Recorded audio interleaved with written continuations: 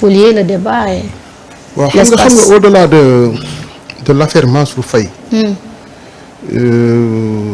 dañuy jàpp leen rek mooy gis nga état bi nii ce gouvernement de Ousmane Sonko là leur plus grand adversaire ce n'est ni l'opposition ce n'est ni la société civile ce n'est ni la presse mais c'est le temps c'est-à-dire que le temps moom mooy leur plus grand adversaire il faut renforcer les effectifs du pôle judiciaire financier. Oui.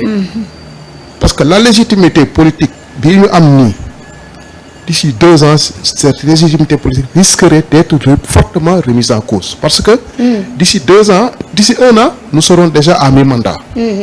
Les Sénégalais auront le regard sur le curseur économique. Ce sont les agrégats économiques maintenant qui vont intéresser les Sénégalais et non pas la reddition des comptes. Je ne sais pas ndax je me fais comprendre. Tout à fait. Parce que Sénégal tamit aussi ñoom bu ñu fàtte que ne ils ont souscrit des engagements auprès du peuple te Sénégalais yi toog leen muñal tey jii nii lii leen muñal mooy gëm nañ que ne le gouvernement a les ressorts qu'il faut pour jubbanti wàlla situation économique. Et d'ici 1 an nous serons à mi-mandat. D'ici 1 an nous serons à mi-mandat et nous allons entrer déjà l'opposition va installer une campagne électorale prématurée. Qui va aujourd'hui nous obliger aujourd'hui nga bëgg a nekk si ñaari front mooy dans le front d'abord de la reddition des comptes bëgg a nekk sur un front également politique. Et puis il y aura les locales. Hein? Et puis il y aura les locales. qui vont les locales vont venir. Sénégalais yi aussi itam ce sera le moment tam ñu juger que ne ñii sur le plan économique lan lañ fi defagum. lan lañ posé comme indicateur. Et ce sera extrêmement difficile d'ici 1 an et demi.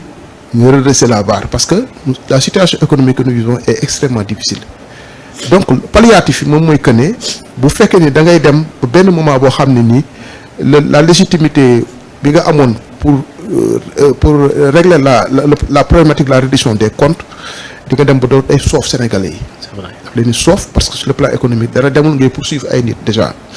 Donc il faut je me répète il faut renforcer les effectifs du pôle judiciaire financier. Mais également dossiers yi fi nekk ñu vider leen. surtout il y a trop de dossiers qui traînent. mënuloo jël benn waa joo xam ne nii. amul lu mu fi deful. dëgg la. déjà le rapport de sur la Covid. D'accord ce rapport là il est disponible. Ouais, disponible et visible. Il est disponible. C'est-à-dire que la distance critique. Aujourd'hui la distance critique que le gouvernement. wala le premier ministre va observer entre moom ak le ministre de la justice n'a pas sa raison d'être. Je l'ai dit je le répète bind naa ko sama page Facebook le Sénégal est le seul pays au monde où on voit un ministre de la justice qui dit qu'il ne subit pas de pression. Un ministre qui ne subit pas de pression amul fenn. Tous les ministres sont subis à une pression parce que day laa jox liggéeyal. Sénégal ngay wax yooyu nit ñi da lay déglu naan woy c'est l'équilibre des pouvoirs quoi. C'est-à-dire une vision manichéenne du fonctionnement de la justice. loolu la nit ñi war a dépasser. Le ministre de la justice dañ ko jox ay objectifs. ne ko d'ici 1 an et demi on doit vider tous ces dossiers là. parce que loolu lañ ko fi indee loolu lañ ko fi tegee. bénéfice la et d'ailleurs la dernière sortie de Diomaye Faye. ku ko xool di nga xam ne que ce ministre de la justice là n'est pas en accord. avec ses patrons. waaye parce que ni mu waxee rek. ni mu waxee la c'est pas du dañ koy lapider. Mais aussi boo nekk ci dans un état nekk dans un gouvernement da ngay def le tout pour nga nekk en accord ak ñi nga xam ne ñoom ñoo la fal. parce que en réalité loolu mooy ta raison d'être. parce que bu ñu lay fal aussi dañ lay jox ay critères de performance. Tout à fait. Donc il faut qu'on évite d'avoir ces dossiers là le plus rapidement possible mais ñu xam que ni dina am benn moment boo xam ne bu ñu fa eggee. Ce gouvernement n'aura plus cette légitimité-là qui l'a accompagne et qui accompagne la reddition des comptes. Parce qu'en réalité, Sénégalais yu ci bëri sax même le curseur économique intéressé wu leen. déedéet li leen intéressé moom mooy la reddition des comptes. man personnellement man moo ma intéressé. man mii moo ma intéressé. parce que am réew moo xam ne dañu ko jël caxatee ko. lu nekk ñu def ko des opposants riches comme Kélésis. di financer une presse boo xam ne nii bon. Je pense que cette situation on doit pouvoir la dépasser régler cette histoire de reddition des comptes d'ici 1 an et demi. dossiers yëpp ñu vider ko. ñu vider ko on peut pas vider tous les dossiers mais dossiers yi tax ñuy wax. ñu nañ ko régler gën a faar. nañ ko régler et puis ñu jéem a xool également comment faire parce que ñii ñu tëj ñi ci kaso yi nii Sénégal dafa nekk dëkk boo xam ne dafa bindoo noo xam ne dañoo xaw a sentimental. waaw. man j'aurais préféré que ñu def ay les médiations pénales. mais pas médiation pénale boo xam ne dafay léser le pouvoir. ku ci jàpp nañ nangu sa alal ji nga yor lépp. nangu say kër nangu say oto. pauvre loolu. jeex na tàkk. nga delluwaat pauvre di dund misère. barke yàlla dañ lay pauvre loolu rek mu jeex.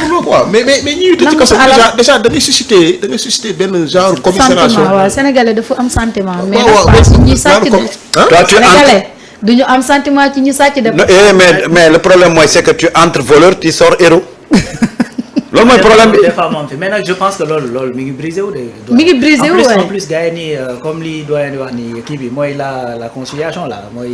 médiation pénale médiation pénale man je pense que gars yi nii ñu ngi ciy subir lu doy waar parce que imagine Farba dafay indi valeur 34 milliards. ci immeuble. ñu ko non du yow yaa ko moom sa société la mais xam nga ni suñu paree ci Farba crypto personnel ci ay société am lañ jëm donc loolu làqul immeuble yi donc mu dem indi 22 titres fonciers yoo xamante ne ci turam la nekk parce que bu ñu dàqee li nekkul ci turam buy indiwaat ci turam la nekk yu ñu évalué à 43 milliards fu mu toll nii nu mu koy tuddee ci le juge instructeur a demandé pour que ñu def ko saisine conservatoire donc comme ni ñu defee saisine conservatoire ci 11 milliards u Tahirou Sarr et puis effectivement su ma juumul son terrain de Mbane donc gars yi à chaque fois bu ñu ñëwee pour ne damay cautionner nangam gars yi dañuy leen bàyyi ba ñu indi ñu ne ok tegal leen ñu ko nii ñu conserver ko pour l'instant donc je crois que médiation bi également mais Sénégal kon comme je dis ça a été un piège infernal pour ñoom waaw ça a été un piège infernal mais c'est exactement ça c'est-à-dire que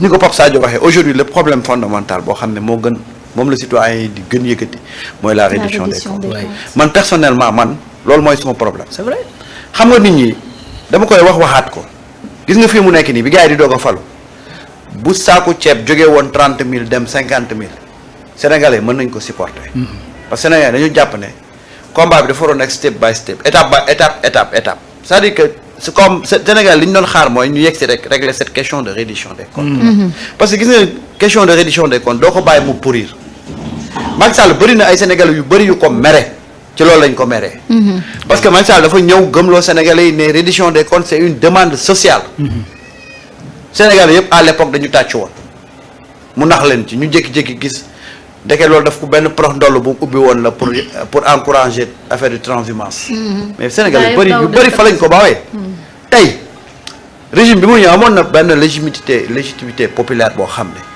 fu mu coupé rek sénégalais yi battre il fallait accélérer cette histoire de reddition des comptes bu la jaralee 1 mois nga jël 1 mois nga régler ko et puis on avance parce que en réalité sénégalais li leen di gën a métti mooy ñi leen appauvrir ñi leen dépouiller li ñu amoon yëpp ñi leen yóbbu tey ci benn situation bu précaire nga gis leen tey ñoo nekk ci penc mi continuer di wax di fëgg dënn loolu dafa neexul ci xol c'est-à-dire que aujourd'hui y a beaucoup de sénégalais yoo xam ne loolu dañ koy méttitlu parce que gis ngeen wax naa ko waxati ko gars yi fi jógee t'as même pas besoin de faire des enquêtes